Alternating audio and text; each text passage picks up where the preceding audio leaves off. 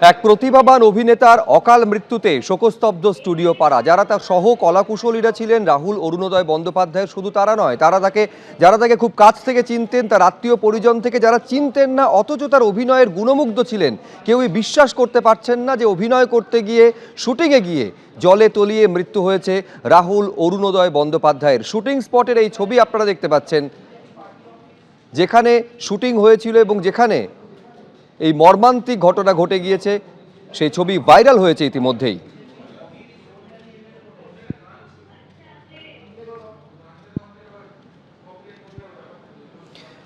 তালসারিতে শুটিংয়ে গেছিলেন রাহুল অরুণোদয় বন্দ্যোপাধ্যায়, কিন্তু তার মৃত্যু হলো কিভাবে, কোন পরিস্থিতিতে মৃত্যু হলো প্রতিভাবান এই অভিনেতার? শুক্রবার শুটিংয়ে তালসারি গিয়েছিলেন রাহুলরা। শনি এবং রবিবার ছিল শিডিউলড শুটিং এবং তারপরই প্যাক আপ হওয়ার কথা ছিল, কিন্তু সেই মুহূর্তেই ঘটে গেল মর্মান্তিক দুর্ঘটনা। আরো বিস্তারিত জানিয়েছেন আমাদের প্রতিনিধি অতনু হালদার।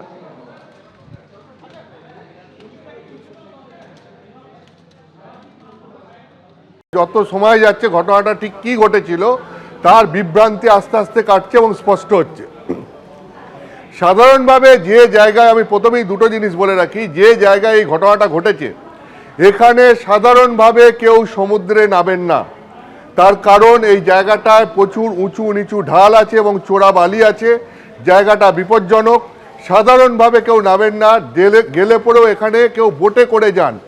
এবং এই জায়গায় এখানে এতজন ছিলেন ইউনিটের, প্রায় সব মিলিয়ে অন্তত 20-25 জন ছিলেন, এবং তাদের মধ্যে থেকে একজন জলের তলায় সকলের চোখের সামনে তলিয়ে গেল। এ ঘটনা রীতিমতো অস্বাভাবিক এবং এই ঘটনা নিয়ে বিভিন্ন প্রশ্ন উঠছে, যা ওটা খুব স্বাভাবিক যে কেন এরকম ঘটনা ঘটলো এবং যাদের যাদের দায়িত্ব ছিল তারা কি আদৌ দায়িত্ব পালন করেছিলেন। এবার আমি তোমাকে বলি ঘটনাটা যেটা ঘটেছে এখনো পর্যন্ত যা জানা যাচ্ছে পুলিশ সূত্র এবং বিভিন্ন সূত্র মারফত। শুক্রবার দিন এখানে এই পুরো ইউনিটটা শুটিংয়ের জন্য যায়। শনি এবং রবিবার দুদিন শুটিং ছিল, কালকে শুটিংয়ের শেষ দিন ছিল। শুটিং শেষ হওয়ার পর প্যাক আপ হতে শুরু করেছিল আস্তে আস্তে, এবং সেই প্যাক আপের পর চলে আসার কথা ছিল সবার, কালকে অনেকের এবং বাকিদের আজকে। তো এর মাঝখানেই ঘটনাটা ঘটে গেছে বিকেলবেলায়, গতকাল বিকেলবেলায় ঘটনাটা ঘটে। কি হয়, যেটা জানা যাচ্ছে যখন ঘটনাটা ঘটে তখন শুটিং চলছিল এবং এই ঘটনার দৃশ্যের একটা অংশ পর্যন্ত শুটিংয়ের ক্যামেরায় ধরা পড়েছে, যে ক্যামেরা থেকে ভিজুয়াল ইতিমধ্যেই পুলিশ বাজেয়াপ্ত করেছে। অর্থাৎ এরকমটা নয় যে শুটিং শেষ হয়ে যাওয়ার পর ঘটনাটা ঘটেছে। যদি ঘটতো তাহলে ঘটনার প্রায় অর্ধেক পর্যন্ত, আমি তোমায় বলছি, সেই দৃশ্য পরম্পরা কি ঘটেছে সেটা ওই শুটিংয়ের ক্যামেরায় রেকর্ড হতো না। কি দেখা গেছে সেখানে যা জানা যাচ্ছে, যে শুটিং চলছিল, এরপর যেটা দেখা যায় রাহুল এবং শ্বেতা, এই দুজন, রাহুল বন্দ্যোপাধ্যায় এবং শ্বেতা মিশ্র, এই দুজন অভিনেতা অভিনেত্রী হাত ধরে সমুদ্রের দিকে এগিয়ে যাচ্ছেন। অর্থাৎ যেখানে তারা দাঁড়িয়েছিলেন সেখানে গোড়ালি থেকে হাঁটু অবধি জল ছিল, তারপর হাঁটু জলের থেকেও আরও তারা সমুদ্রের দিকে এগিয়ে যাচ্ছেন। এরপর যেটা দেখা যায় যে হঠাৎই শ্বেতা মিশ্র তিনি পড়ে যান, এবং তারপর দেখা যায় যে রাহুল বন্দ্যোপাধ্যায় পড়ে যান, পরপর দুজন জলে পড়ে যান ওই হাঁটতে হাঁটতে যখন এগিয়ে যাচ্ছেন। এই সমস্ত কিছু দৃশ্য ক্যামেরায় ধরা পড়েছে, যে ছবি পুলিশ উদ্ধার করেছে। এরপর কি দেখা যায় যে ওখানে একটা বোট ছিল, সেই বোটটা এই শুটিংয়ের জিনিসপত্র আনা নেওয়ার কাজে ব্যবহার করা হচ্ছিল। তার কারণ যেহেতু জলের মধ্যে শুটিং হচ্ছিল, ফলে এই বোটটার সাহায্য নেওয়া হচ্ছিল। সেই বোটটাকে নিয়ে তখন যারা শুটিংয়ের ওখানে ছিলেন তাদের মধ্যে এক দুজন ওই বোটটা নিয়ে এগিয়ে যান। ওই বোটটা এগিয়ে যাওয়ার পর সেখানে শ্বেতাকে তোলা হয় এবং শ্বেতা মিশ্রকে তুলে পাড়ে নিয়ে আসা হয়। কিন্তু রাহুল বন্দ্যোপাধ্যায় ততক্ষণে জলের তলায় তলিয়ে গেছেন। এই পর্যন্ত আমি যে তোমাকে বললাম, এই পর্যন্ত দৃশ্য ক্যামেরায় ধরা পড়েছে। এরপর আর কোনো ছবি ক্যামেরায় ধরা পড়েনি, এখানে ক্যামেরা অফ হয়ে গেছে।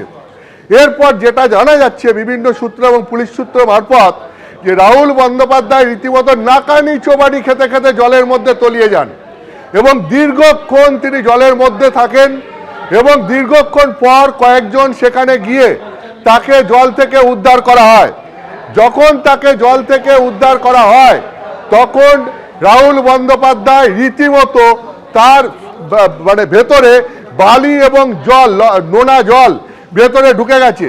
সেই বালি এবং নোনা জল যেটা এত পরিমাণ ঢুকেছে যে সেখান থেকে যখন তাকে তুলে নিয়ে আসা হয় যে রীতিমতো তার শরীর তখন ফুলে গেছে।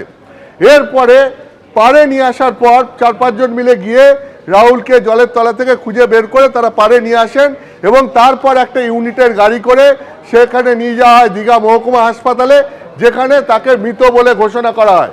ঘটনাটা ঠিক এই ঘটেছে। ফলে স্বাভাবিকভাবেই এই ঘটনাকে কেন্দ্র করে এই শুটিংয়ের ইউনিটের যারা ছিলেন এবং যারা তত্ত্বাবধানে ছিলেন তাদের রেসপন্সিবিলিটি নিয়ে প্রশ্ন উঠছে এবং এখানে যে গাফিলতি ছিল সেটাই পুরো ঘটনা পরম্পরা দেখলে এটা বলার আর অপেক্ষা রাখে না, তুমি বুঝতেই পারছো।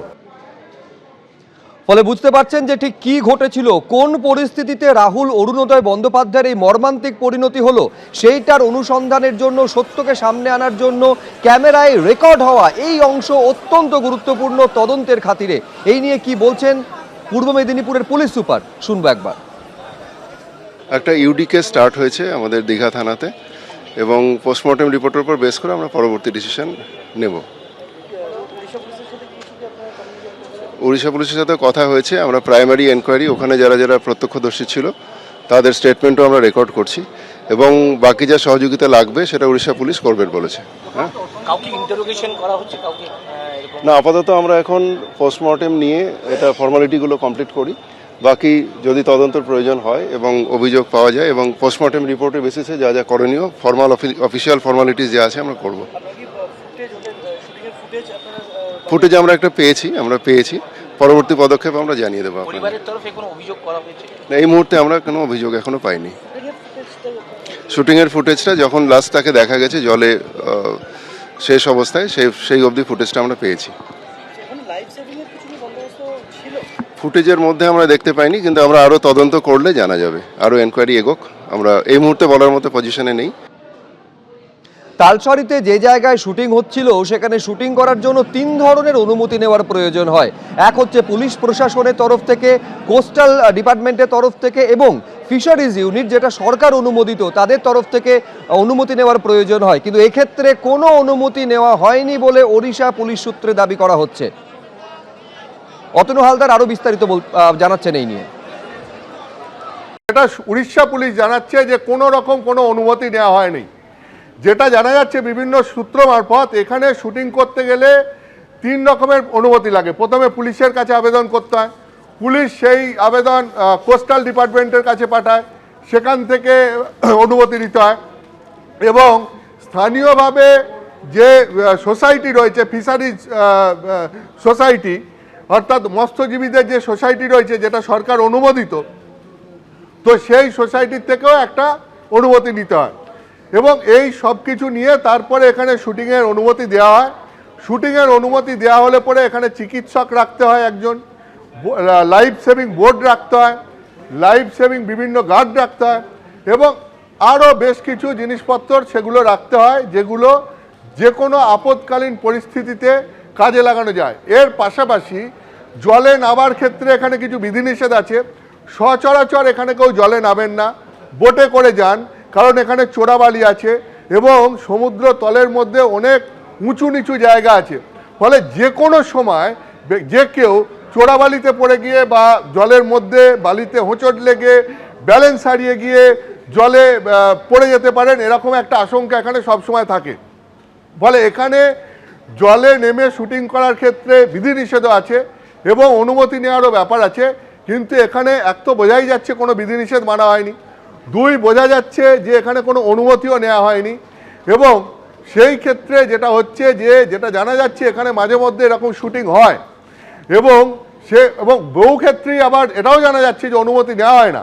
এখন প্রশ্ন হচ্ছে, যারা শুটিংয়ের আয়োজন করেছিলেন তারা কেন অনুমতি নিয়ে সমস্ত পদ্ধতি প্রকরণ মেনে এই শুটিং করেননি, যার জন্য একজনকে প্রাণ হারাতে হলো?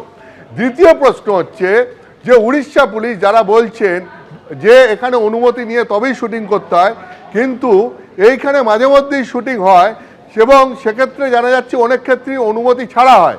সেক্ষেত্রে পুলিশ এই ধরনের শুটিং আটকায় না কেন সে নিয়েও প্রশ্ন উঠছে। ফলে এই দুটো প্রশ্ন উঠছে, যেরকম একদিকে যারা এই শুটিংয়ের আয়োজন করেছিলেন, যাদের তত্ত্বাবধানে এই শুটিং হচ্ছিল, তা নিয়ে প্রশ্ন উঠছে, ঠিক একইভাবে এই উড়িষ্যা পুলিশ কী করছিল সেই প্রশ্ন উঠছে। টালিগঞ্জের বিভিন্ন অভিনেতা অভিনেত্রী এই প্রশ্নও তুলছেন যে এই প্রোডাকশন হাউস যেটা শুটিং চলছিল সেটা হচ্ছে রাজ্য মহিলা কমিশনের চেয়ারপারসন নীরা গঙ্গোপাধ্যায়। এখন এই রকম একজন দায়িত্বশীল মানুষ, তার ইউনিটের কোনো শুটিং চলবে এবং সেখানে নিয়মকানুন মানা হবে না, এটা অনেকেই মেনে নিতে পারছেন না। এটা অনেকের কাছেই রীতিমতো অস্বাভাবিক লাগছে, যদিও লীনা গাঙ্গুলির এখনো পর্যন্ত কোনো বক্তব্য পাওয়া যায়নি। এবিপি আনন্দ, এগিয়ে থাকে, এগিয়ে রাখে।